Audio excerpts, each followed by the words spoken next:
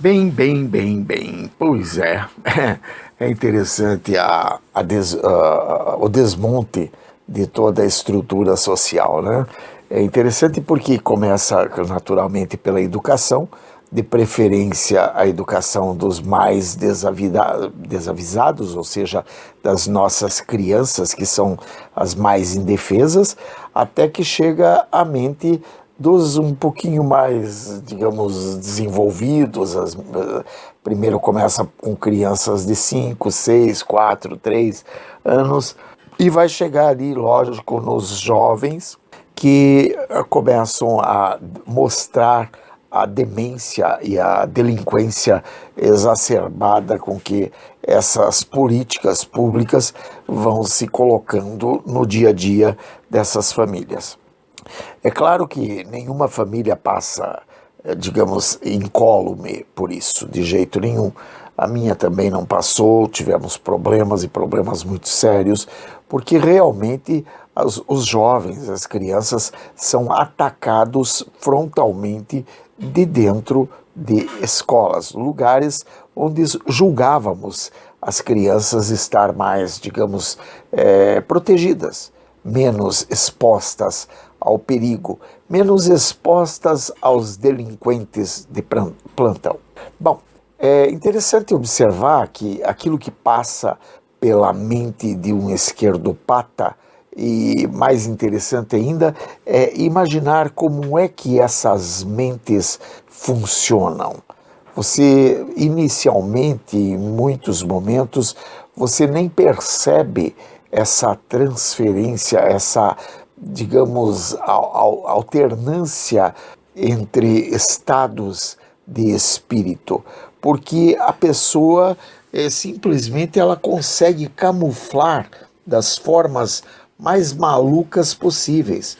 Você pensa estar lidando com um ser humano normal, mas você vê que os dutos condutores de tudo o que ele pensa, de tudo que ele vive, foram alterados de forma tal que você não consegue mais entender nem mesmo o que seja o duto condutor do esgoto daquele indivíduo. Não tem como, porque ele pensa A e executa B, e ao mesmo tempo ele não respeita absolutamente nada e não quer respeitar absolutamente nada. Nesse emaranhado, nós vamos encontrando esgotos ligados a dutos de água potável, né? Ou seja, o indivíduo aparenta ser uma pessoa de bem, uma pessoa bem estabelecida, uma pessoa com princípios, uma pessoa com valores, uma pessoa que frequenta rodas até bastante respeitáveis, né? E no fim ele está ali justamente para fazer o trabalho delinquente, justamente para jogar valores que têm objetivo único de destruição naquele meio em que ele acaba por, digamos, acaba por pertencer, digamos assim. Muito bem. Esses indivíduos, muito embora eles às vezes demonstrem posições adequadas, inclusive de saúde mental, de sanidade mental, mas no entanto, eles vão cheios, plenos de informações que são voltadas somente para a destruição daquele mecanismo social, daquela parte daquele tecido social. É como se eles fossem criados como ervas daninhas, preparados apenas para atacar um caule, para atacar uma planta, uma flor, ou seja lá o que for. Eles parece que fazem parte de um exército e eles vão para cumprir uma determinada missão num determinado reduto com uma determinada missão específica naquele momento. É interessante isso, tá? Por isso que nós devemos ficar sempre repensando, repisando os nossos valores e buscando desta forma nós mesmos nos conduzirmos de forma diferente no dia a dia. porque aquilo que plantamos é aquilo que vamos colher. Ora, se você abandona teu filho dentro de uma escola, ainda que você imagine que seja por pouco tempo, porque normalmente são 2, 3 horas, 4 horas que a criança está ali, mas naquele momento você nunca imagina o que poderá ser permitido ali dentro daquela escola. Quer dizer, estão ensinando uma colheita de milho, mas você vai perceber que vai ter gente colhendo mandioca quando a colheita adequada é o que teria que ser em função da plantação que você estivesse disposto a fazer. Mas não é assim que funciona, até porque eles estão trabalhando a mente de crianças, a mente de jovens, de infantis, né, pessoas bastante infantis, que não têm capacidade para diferenciar entre uma colheita de arroz e uma colheita de milho. E não tem como diferenciar que numa colheita de milho jamais poderia ter arroz, porque esses jovens, essas crianças, não estão preparados para aquela novidade que se lhe apresenta. É claro que, para que eles possam fazer isso, eles vão atacar princípios, por exemplo, da lógica cristã. E nessa, atacando os princípios da lógica cristã, eles se utilizam dos mesmos elementos que os cristãos se utilizam. Por exemplo, Jesus está do lado dos pobres. Sim, claro, Jesus está do lado do aflito, do necessitado, do pobre, do descaído, daquele que precisa. E com essa mesma cantilena, eles estão muitas vezes falando coisas que você mesmo, desavisadamente, ao passar, percebe, realmente ele está falando o que é certo. Jesus está ao lado dos pobres. Devemos, sim, estar atento aos pobres, ajudar aos pobres. Logo, se Jesus está ao lado dos pobres, nós vamos para um segundo ponto que eles repisam com bastante intensidade. A esquerda está ao lado dos pobres. Em alguns momentos, você percebe que, de fato, existem movimentos sociais que parecem dar uma espécie de sustentação, uma espécie de ajuda para que os pobres possam sentir-se mais à vontade junto à esquerda. Lógico que, à medida que o tempo avança, você vai percebendo que, sim, Jesus está ao lado dos pobres, mas Jesus também disse que no mundo os pobres sempre os tereis convosco. Portanto, não adianta querer simplesmente acabar com a pobreza, porque ela não deixará de existir.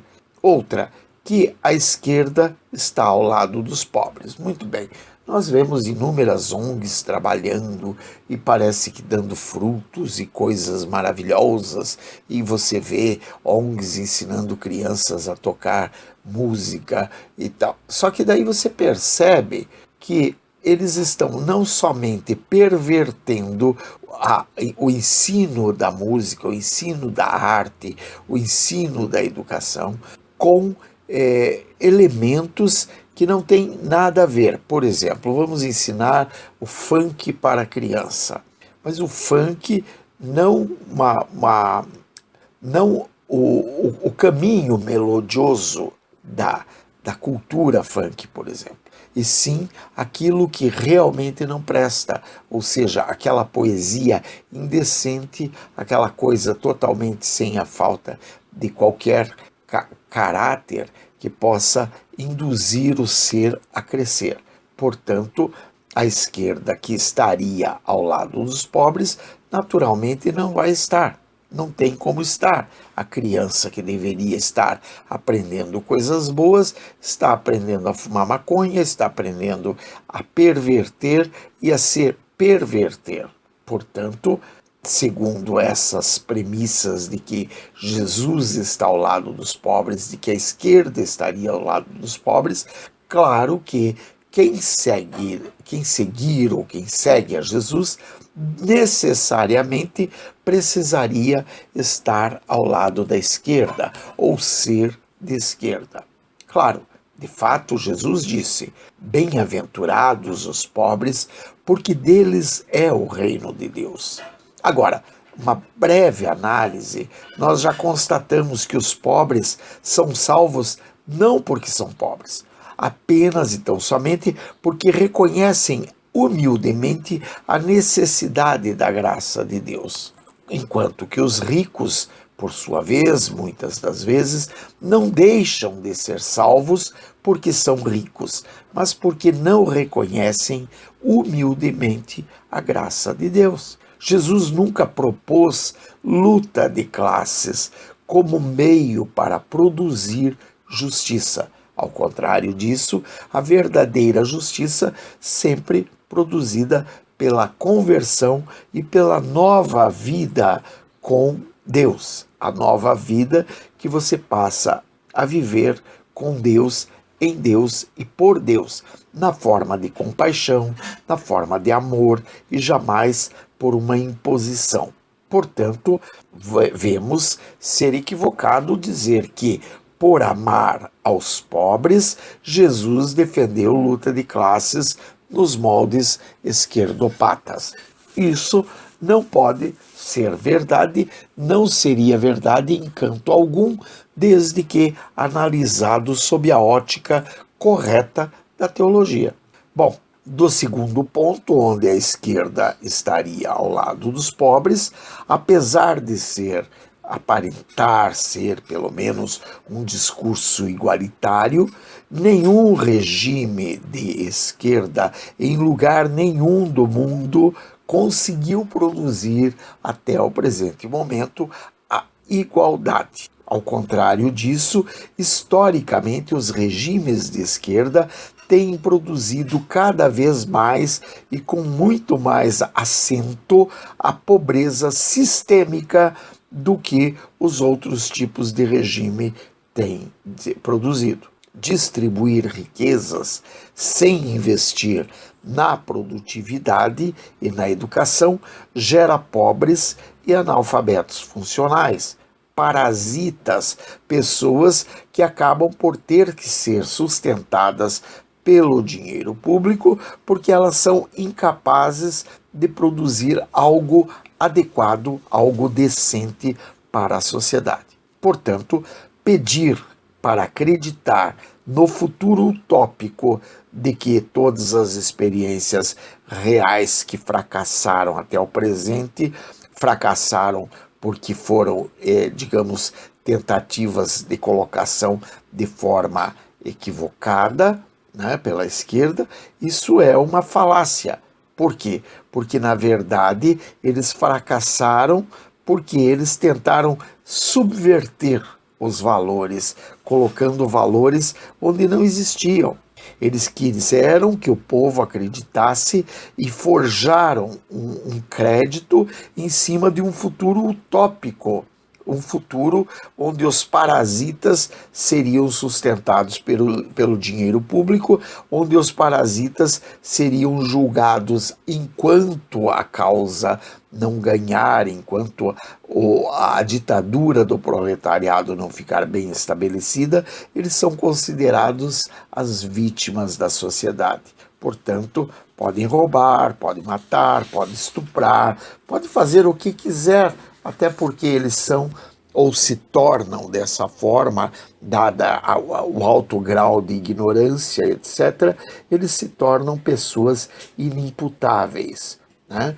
Então, quer dizer, a instauração da ditadura do proletariado, ela fracassa porque ela pede uma fé quase religiosa que não pode se afirmar que não pode se confirmar dessa forma que a esquerda esteja de fato do lado dos pobres. Ela está desensinando, ela está desmontando, ela está desarticulando tudo aquilo que porventura a criança tenha que preste. E vai sobrar o quê? Vai sobrar um farrapo humano. uma pessoa sem princípios, sem valores, uma pessoa sem ética, sem moral e sem capacidade para diferenciar entre o que seja ético e o que seja moral. Bem, é claro que ao analisarmos dessa forma, nós percebemos já que Jesus foi ensinado a amar o próximo, perdoar seus inimigos, e é isso que ele nos ensina, que nós devemos amar o nosso próximo, perdoar nossos inimigos e expressar nas nossas ações cotidianas o caráter de Deus. Agora, como é que em nome de uma justiça social, um servidor, um seguidor, uma pessoa que quer seguir, que gosta, que respeita os princípios cristãos, poderiam apoiar quem defende Stalin, Lenin, Mao, Che Guevara, Fidel Castro, Hugo Chávez, Nicolás Maduro, que, no nome daquela ideologia assassina que eles vêm tentando colocar, eles não só já mataram milhões de pessoas, subjugaram sociedades inteiras à pobreza e à miséria, tiraram da saúde, da educação, do transporte, da infraestrutura, o dinheiro que deveria ter sido lançado para ajudar aqueles pobres, para ajudar, para ensinar, para educar, para instruir, para alimentar, para dar saúde para aqueles mesmos pobres que eles dizem com a boca cheia que defendem, quando eles não defendem absolutamente nada. E você só vai perceber isso à medida que a vida caminha, porque enquanto você está ali parado, tudo parece maravilhoso, de fato parece. Só que é justamente aquela ideia: quem vê cara não vê coração. Ou seja, você está vendo a capa do livro, você não pode tirar a conclusão do que seja o livro. O livro é uma porcaria. Bem, outra pergunta: como é que seguidores de Cristo podem defender líderes que comprovadamente só enriqueceram à custa de eleitores ingênuos, à custa de pessoas incapazes, de pessoas analfabetas, à custa do dinheiro público, à custa do dinheiro desviado de um lado para outro, à custa de dinheiro roubado, à custa do medo, da imposição pelo medo, pela força e por outros meios que colocam a pessoa escrava daquele sistema. Como que nós poderíamos comprovar, né, que sim, é razoável que uma pessoa que defenda a Cristo, que queira ser um seguidor de Cristo, possa,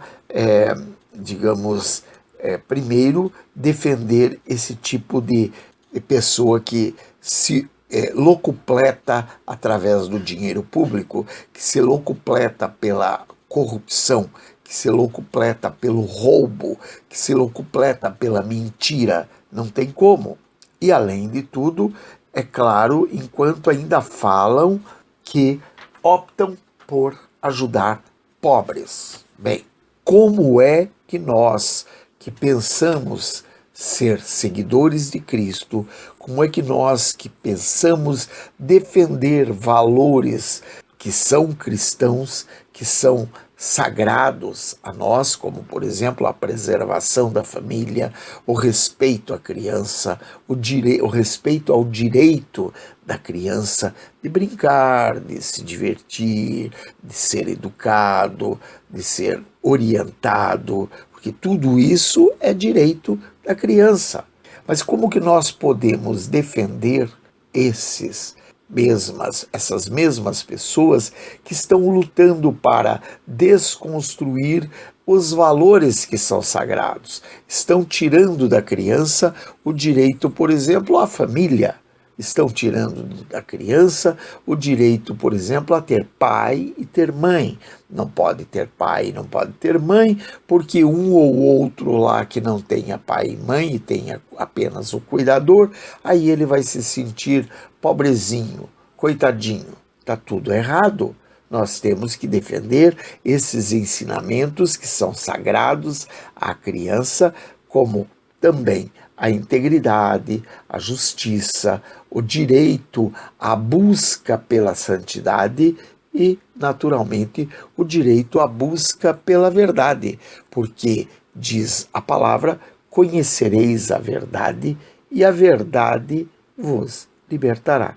Claro que, como seguidores de Cristo, nós podemos nos colocar ao lado de quem milita ativamente e obstinadamente pela construção da sociedade como um todo, ou pela manutenção da família, pela manutenção da saúde, do equilíbrio psicológico da criança, de forma que a criança possa crescer livre das amarras da pedofilia, enfim, daquela busca por usar a criança da forma como eles querem usar. Então, como seguidor de Cristo, nós jamais poderíamos estar ao lado dessas pessoas que estão querendo destruir os nossos valores, especialmente os valores básicos dessa sociedade, que é judaico-cristã. Quer dizer, nós não temos como fugir a isso. Se você quer ser um militante de esquerda, seja, fica à vontade, mas, por favor, primeiro, não meta o nome de Cristo nessa luta insana por uma utopia que jamais se concretizou e que, em todos os exemplos produzidos, acabou por produzir o contrário do que prometeu. Ou seja, prometeu, digamos, uma sociedade mais paritária, uma sociedade mais igualitária, e no fim trouxe morte, destruição, coisas que não precisamos disso, né? E lembrando sempre que no ensino de Cristo o mundo é caído e perverso, e a única maneira de enfrentá-lo é através de um sincero arrependimento e uma verdadeira fé em Cristo como Senhor e Salvador. Se de fato cada um de nós que nos chamamos discípulos de Cristo vivêssemos a plenitude do Evangelho no contexto onde Deus nos colocou, haveria uma verdadeira revolução.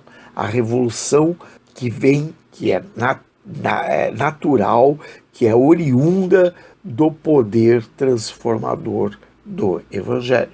Isso é um texto do querido pastor Jorge Noda e que eu gostei bastante e resolvi trazer para que nós possamos meditar. Cristão de esquerda, sim ou não? Isso é uma pergunta que eu deixo para ti.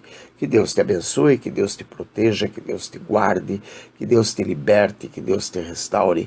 Em nome de Jesus. Beijos, bye, fui.